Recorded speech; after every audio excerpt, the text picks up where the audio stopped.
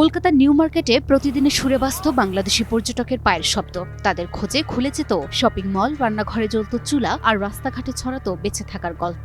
বাংলাদেশি মানুষকে এতটাই গিজগিজ করত যে জায়গাটির নাম দেয়া হয় মিনি বাংলাদেশ। কিন্তু হঠাৎ যেন থেমে গেল সব, নিঃশব্দ হয়ে গেল শহরটা। বাংলাদেশিদের জন্য ভারতের ভিসা এখন কার্যত বন্ধ। বাংলাদেশের রাজনৈতিক অস্থিরতা আর ভারতের ভিসা নিষেধাজ্ঞার কারণে এখানকার ব্যবসায়ীরা এক ভয়াবহ ধাক্কা খেয়েছে। শুধু মিনি বাংলাদেশ খ্যাত এলাকাতেই 1 বছরে ক্ষতি 1000 কোটি রুপি, আর পুরো কলকাতায় ব্যবসায়ীদের ক্ষতি দাঁড়িয়েছে প্রায় 5000 কোটি রুপি।